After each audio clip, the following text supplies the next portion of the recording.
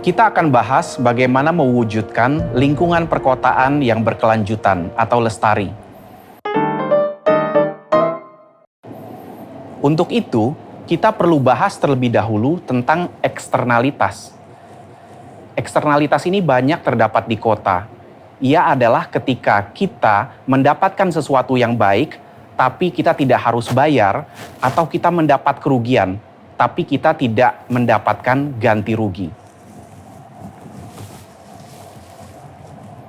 Eksternalitas yang baik itu disebut eksternalitas positif, atau sebut aja gratisan. Kita mendapatkan sesuatu tapi nggak harus bayar. Contohnya, perusahaan saya membutuhkan masukan tentang strategi marketing. Ternyata sudah ada riset yang dilakukan oleh universitas tentang strategi marketing yang pas dengan kebutuhan saya. Saya tidak harus bayar universitas tersebut karena universitas mendapatkan dana penelitian dari pemerintah atau dari yayasan. Contoh lain, misalnya saya lagi ada kebutuhan untuk menghitung anggaran. Saya bingung. Saya tanya ke teman saya yang ahli anggaran. Saya mendapatkan jawabannya. Ini saya dapatkan secara gratis karena dia teman saya dan dia tinggal di suatu kota yang sama dengan saya. Kota juga banyak memiliki eksternalitas negatif atau hal-hal yang buruk. Anggap saja ini seperti kita kena copet, tapi kita tidak sadari. Banyak hal-hal yang terkait dengan eksternalitas negatif ini terjadi di bidang lingkungan hidup. Sehingga untuk kita menjaga lingkungan agar tetap lestari, kita harus pahami tentang eksternalitas negatif. Nah, salah satu contoh yang sering disampaikan tentang eksternalitas negatif adalah polusi udara. Contohnya, sebuah pabrik mengeluarkan asap beracun. Sulit dibuktikan dan pelakunya tidak ditangkap. Atau kendaraan bermotor dari mobil dan motor kita. Bagaimana dengan tetangga kita yang membakar sampah di pekarangannya? Semua itu mengakibatkan kita sesak nafas dan juga mengotori udara. Tapi kita tidak mendapat ganti rugi.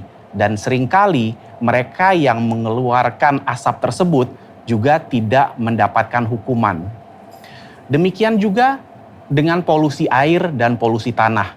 Orang buang sampah sembarangan, akibatnya terjadi banjir.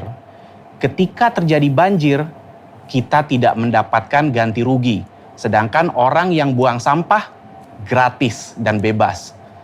Bagaimana dengan mengambil air tanah dengan cara memompa? Kita tahu kalau terlalu banyak orang mengambil air tanah, maka lama-kelamaan muka tanah akan turun. Semua orang yang ada di kota tersebut merugi, tapi yang mengambil air tanah tidak dihukum. Bagaimana dengan kemacetan? Saat terlalu banyak orang menggunakan kendaraan pribadi, maka terjadi macet. Mereka yang harus terlambat ke meeting tidak mendapatkan ganti rugi. Sementara yang menggunakan kendaraan pribadi tidak harus membayar denda apa-apa. Di sebuah kota, banyak penduduknya, banyak aktivitasnya. Tentu rentan emisi karbonnya juga tinggi. Tapi dengan pengelolaan yang baik, kota dapat lebih ramah lingkungan. Bagaimana caranya?